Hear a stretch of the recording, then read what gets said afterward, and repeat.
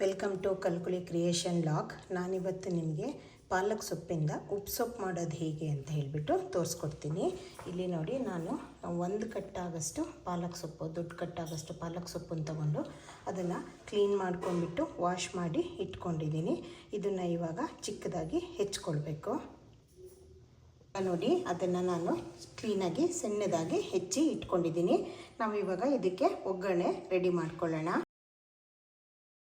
ಇವಾಗ ನಾನು ಒಗ್ಗರಣೆಗೆ ಬೇಕಾಗಿದ್ದಂಥ ಐಟಮ್ಗಳನ್ನು ಇಟ್ಕೊಂಡಿದ್ದೀನಿ.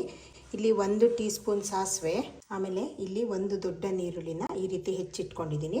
ಹಾಗೆ ಒಂದು 3 ರಿಂದ 4 ಹಸಿಮೆಣಸು ಖಾರಕ್ಕೆ ಬೇಕಾದಷ್ಟು, ಆಮೇಲೆ ಸ್ವಲ್ಪ ಟೊಮೆಟೊ ಹಣ್ಣು. ಇದನ್ನು ಇವಾಗ ನಾವು ಒಗ್ಗರಣೆ ಮಾಡ್ಕೊಳ್ಳೋಣ. ಇವಾಗ ನಾನೊಂದು ಪ್ಯಾನ್ ಇಟ್ಕೊಂಡು ಇದಕ್ಕೆ 1 ಟೇಬಲ್ ಸ್ಪೂನ್ ಆಗೋಷ್ಟು ಎಣ್ಣೆನ ಹಾಕ್ಕೊಂಡಿದ್ದೀನಿ.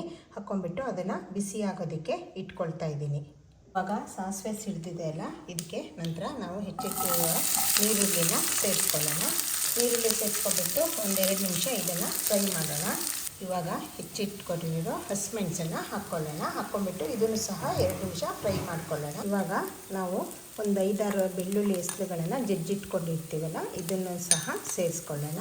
ಸೇರಿಸ್ಕೊಂಡ್ಬಿಟ್ಟು ಇದನ್ನು 1 ನಿಮಿಷ ಫ್ರೈ ಮಾಡೋಣ. ನಂತರ ಇದಕ್ಕೆ ನಾವು ಹೆಚ್ಚಿಟ್ಟಿರೋ ಟೊಮೆಟೊನ ಸೇರಿಸ್ಕೊಂಡು ಇದನ್ನು ಸಹ ಫ್ರೈ ಮಾಡ್ಕೊಳ್ಬೇಕು. ಇದು ನೀವು 1 ನಿಮಿಷ ಲಿಡ್ ಕವರ್ ಮಾಡಿ ಇದು ಚೆನ್ನಾಗಿ ಕುಕ್ ಆಗೋದಕ್ಕೆ ಬಿಡಬೇಕಾಗುತ್ತೆ. ಇದು ಚೆನ್ನಾಗಿ ಎಲ್ಲ ಫ್ರೈ ಆಗಿದೆ ಅಲ್ಲ, ನಾವು ಒಗ್ಗರಣೆ ರೆಡಿ ಮಾಡ್ಕೊಂಡಿರೋದು. ಇದಕ್ಕೆ ನಾವು ಕ್ಲೀನ್ ಮಾಡಿಬಿಟ್ಟು ಹೆಚ್ಚಿಟ್ಟಿರುವ ಪಾಲಕ್ ಸೊಪ್ಪಿದೆಯಲ್ಲ, ಇದನ್ನು ಹಾಕ್ಕೊಳ್ಳೋಣ. ಫ್ಲೇಮನ್ನು ನೀವು ಸ್ವಲ್ಪ ಮೀಡಿಯಮ್ ಟು ಲೋ ಅಲ್ಲಿ ಇಟ್ಕೊಳ್ಳಿ, ಹೈ ಫ್ಲೇಮಲ್ಲಿ ಬೇಡ. ಈಗ ಇದೆಲ್ಲ ಹಾಕಾದ ತಕ್ಷಣ ಇದನ್ನು 1-2 ನಿಮಿಷ ಚೆನ್ನಾಗಿ ಎಣ್ಣೆಯಲ್ಲಿ ಫ್ರೈ ಮಾಡಬೇಕು. ಚೆನ್ನಾಗಿ ಕೈ ತಿರುಗಿಸ್ಬಿಟ್ಟು ಇದನ್ನು ಈ ರೀತಿ ಕ್ಲೀನಾಗಿ ಸ್ವಲ್ಪ ಮೀಡಿಯಮ್ ಫ್ಲೇಮಲ್ಲೇ ಇಟ್ಕೊಳ್ಳಿ. ಒಂದ್ಸರಿ ಸೊಪ್ಪು ಹಾಕಿದಾಗ ಫ್ಲೇಮು ದೊಡ್ಡದಕ್ಕೆ ಇರಲಿ. ಇದು 2 ನಿಮಿಷ ಚೆನ್ನಾಗಿ ಎಲ್ಲ ಮಿಕ್ಸ್ ಆಗಬೇಕು. ಹಾಗೆ ಫ್ರೈ ಸಹ ಆಗಬೇಕು ಇದರಲ್ಲಿ. ಇವಾಗ ಇದು ಫ್ರೈ ಆಗಲಿ. ಇವಾಗ ನೋಡಿ, ಇದು ಸೊಪ್ಪು ಸ್ವಲ್ಪ ಬಿಸಿಗೆ ಬಾಡಿದ ಹಾಗೆ ಆಗಿದೆ. ಇದು ಕ್ವಾಂಟಿಟಿ ಇಬ್ಬರಿಗೆ ಸಾಕಾಗಷ್ಟು ಆಗುತ್ತೆ. ನೀವು ಕ್ವಾಂಟಿಟಿ ನೋಡಿಬಿಟ್ಟು ಜಾಸ್ತಿ ಜನ ಇದ್ದರೆ ನೀವು 3 ರಿಂದ 4 ಕಟ್ಟು ಎಷ್ಟು ಬೇಕಾದರೂ ತೊಗೊಳ್ಬೋದು. ಇವಾಗ ಇದು ಸ್ವಲ್ಪ ಮಿಕ್ಸ್ ಆಗಿ ಸ್ವಲ್ಪ ಸೊಪ್ಪು ಬತ್ತು ಹೋಗಿದೆ ಅಲ್ಲ, ಯಾಕಂದರೆ ಸೊಪ್ಪು ಕ್ವಾಂಟಿಟಿ ಜಾಸ್ತಿ ಕಂಡ್ರೂ ಕೊನೆಯಲ್ಲಿ ಅದು ಕಮ್ಮಿ ಆಗುತ್ತೆ. ಅದಕ್ಕೆ ನೀವು ಕ್ವಾಂಟಿಟಿನ ನೋಡಿಬಿಟ್ಟು ತೊಗೊಳ್ಳಿ. ಇದು ಅನ್ನದ ಜೊತೆಗೆ, ಚಪಾತಿ, ಹಾಗೆ ಅಕ್ಕಿ ರೊಟ್ಟಿ ಎಲ್ಲದರ ಜೊತೆಗೂ ಇದು ಚೆನ್ನಾಗಿ ಆಗುತ್ತೆ. ಇವಾಗ ಇದಕ್ಕೆ ಒಂದು ಅರ್ಧ ಟೀ ಸ್ಪೂನ್ ಆಗೋಷ್ಟು ಉಪ್ಪನ್ನ ಆ್ಯಡ್ ಮಾಡ್ಕೊಳ್ಳೋಣ. ಉಪ್ಪು ಸ್ವಲ್ಪ ಒಂಚೂರು ಮುಂದೆನೇ ಇರಬೇಕು, ಯಾಕಂದರೆ ಇದಕ್ಕೆ ನಾವು ಉಪ್ಪು ಸೊಪ್ಪು ಅಂತ ಹೇಳ್ತೀವಲ್ಲ, ಹಾಗಾಗಿ ಸ್ವಲ್ಪ ಉಪ್ಪಾಗಿನೇ ಇರಬೇಕು ಇದು. ಹಾಗೆ ನಾನು ಹಾಕುವಂತಹ ಎಲ್ಲ ಅಡುಗೆಗಳು ನಿಮಗೆ ಇಷ್ಟ ಆಗುತ್ತೆ ಅಂತ ಭಾವಿಸ್ತೀನಿ. ನನ್ನ ಕಲ್ಕುಲಿ ಕ್ರಿಯೇಷನ್ ಲಾಗ್ ಚಾನಲ್ ಏನಿದೆ, ಇದನ್ನು ಸಬ್ಸ್ಕ್ರೈಬ್ ಮಾಡಿಕೊಡಿ, ಲೈಕ್, ಶೇರ್ ಆ್ಯಂಡ್ ಕಮೆಂಟ್ ಮಾಡಿ. ಇವಾಗ ಇದಕ್ಕೆ ನಾವು ಲಿಡ್ ಕವರ್ ಮಾಡಿಬಿಟ್ಟು ಸ್ವಲ್ಪ ಒಂದು 3-4 ನಿಮಿಷ ಕುಕ್ ಆಗೋದಕ್ಕೆ ಬಿಡೋಣ. ಇವಾಗ ನೀವು ಉಪ್ಪು ಮತ್ತು ಖಾರನ ಟೇಸ್ಟ್ ಮಾಡ್ಕೊಂಡ್ಬಿಟ್ಟು ನಿಮಗೆ ಎಷ್ಟು ಬೇಕೋ ಕ್ವಾಂಟಿಟಿ ನಿಮ್ಮ ಟೇಸ್ಟಿಗೆ ತಕ್ಕಂಗೆ ಅಡ್ಜಸ್ಟ್ ಮಾಡ್ಕೊಳ್ಬೋದು. ಇದು ಸ್ವಲ್ಪ ಉಪ್ಪಾಗಿನೇ ಇರಬೇಕು. ಇದಕ್ಕೆ ನಾವು ಉಪ್ಪು ಸೊಪ್ಪು ಅಂತ ಹೇಳೋದ್ರಿಂದ ಇದು ಸ್ವಲ್ಪ ಉಪ್ಪಾಗಿ ಇರಬೇಕು.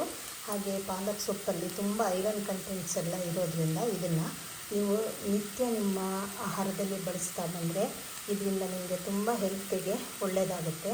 ನಿಮ್ಮ ಬ್ಲಡ್ ಕೌಂಟ್ಸ್ ಎಲ್ಲ ಜಾಸ್ತಿ ಆಗೋದಕ್ಕೂ ಸಹಾಯ ಮಾಡುತ್ತೆ. ಇವಾಗ ಇದು ಆಗಿದೆ ನೋಡಿ, ನಾನು ಅಷ್ಟು ಸೊಪ್ಪು ತೊಗೊಂಡ್ರೂ ಇದು ಕ್ವಾಂಟಿಟಿ ತುಂಬ ಕಮ್ಮಿಯಾಗಿ ಆಗಿದೆ ಇದು. ಹಾಗಾಗಿ ನೀವು ಸೊಪ್ಪನ್ನು ಸ್ವಲ್ಪ ಜಾಸ್ತಿನೇ ಇಟ್ಕೊಂಡ್ರೆ ಚೆನ್ನಾಗಿರುತ್ತೆ. ಇವಾಗ ಇದಕ್ಕೆ ನಾನು ಹಸಿ ತೆಂಗಿನಕಾಯಿ ತುರಿನ ಆ್ಯಡ್ ಮಾಡ್ಕೊಳ್ತಾ ಇದ್ದೀನಿ. ಇದನ್ನು ನೀವು ಕೊನೆಯಲ್ಲಿ ಸೇರಿಸ್ಕೊಳ್ಳಿ. ಸೇರಿಸ್ಕೊಂಡ್ಬಿಟ್ಟು ಇದನ್ನು ಒಂಚೂರು ಚೆನ್ನಾಗಿ ಮಿಕ್ಸ್ ಮಾಡಬೇಕು. ಈ ರೀತಿ ಮಿಕ್ಸ್ ಮಾಡಿ ನೀವು ಸ್ಟವ್ ಆಫ್ ಮಾಡಿ. ನೀವು ಇದಕ್ಕೆ ನೀರು ಏನು ಹಾಕೋದು ಬೇಕಾಗಲ್ಲ, ಯಾಕಂದರೆ ಸೊಪ್ಪು ಭಾರಿ ಬೇಗ ಬೇಯೋದ್ರಿಂದ ಇದಕ್ಕೆ ಹೆಚ್ಚಿನ ಕುಕ್ಕಿಂಗ್ ಟೈಮು ಬೇಡ, ಹಾಗೆ ನೀರು ಎಲ್ಲದು ಏನೂ ಬೇಡ. ಇವಾಗ ನಾನು ಮಿಕ್ಸ್ ಮಾಡಿಬಿಟ್ಟು ಸ್ಟವ್ ಆಫ್ ಮಾಡಿದ್ದೀನಿ. ಇವಾಗ ಸ್ಟವ್ ಆಫ್ ಮಾಡಾದಮೇಲೆ ಕೊನೆಯಲ್ಲಿ ನಾನು ಇಲ್ಲಿ ಒಂದು ಅರ್ಧ ಟೀ ಸ್ಪೂನಷ್ಟು ನಾನು ನಿಂಬೆ ರಸನ ಇದಕ್ಕೆ ಆ್ಯಡ್ ಮಾಡ್ಕೊಳ್ತೀನಿ. ಯಾವುದೇ ಸೊಪ್ಪಾಗಿದ್ರೂ ಸಹ ನೀವು ನಿಂಬೆ ರಸ ಆ್ಯಡ್ ಮಾಡೋದ್ರಿಂದ ಅದರಲ್ಲಿರುವ ಐರನ್ ಕಂಟೆಂಟ್ಸು ನಮ್ಮ ಬಾಡಿಗೆ ಸಿಕ್ಕುತ್ತೆ. ನಿಮಗೆ ಐರನ್ ಅಬ್ಸರ್ವ್ ಆಗಬೇಕು ಬಾಡಿಯಲ್ಲಿ ಅನ್ನೋದಿದ್ದರೆ ಅದಕ್ಕೆ ವಿಟಮಿನ್ ಸಿ ಸಪೋರ್ಟು ಬೇಕಾಗುತ್ತೆ. ಹಾಗಾಗಿ ಸ್ಟವ್ ಆಫ್ ಆದಮೇಲೆ ನೀವು ಇದಕ್ಕೆ ನಿಂಬೆ ರಸನ ಸೇರಿಸ್ಕೊಳ್ಳಿ. ಇವಾಗ ಇದನ್ನು ಚೆನ್ನಾಗಿ ಮಿಕ್ಸ್ ಮಾಡಿ. ನಿಮಗೆ ಸೊಪ್ಪಿನ ಕ್ವಾಂಟಿಟಿ ಜಾಸ್ತಿ ಇದೆ ಅನ್ನೋದಿದ್ದರೆ ನೀವು ಜಾಸ್ತಿ ನಿಂಬೆ ರಸನ ಆ್ಯಡ್ ಮಾಡ್ಕೊಳ್ಬೋದು. ಹಾಗೆ ಇದನ್ನು ಟ್ರೈ ಮಾಡಿಬಿಟ್ಟು ಹೇಗೆ ಅನ್ನಿಸ್ತು ಅಂತ ನನಗೆ ಕಮೆಂಟ್ ಮಾಡಿ.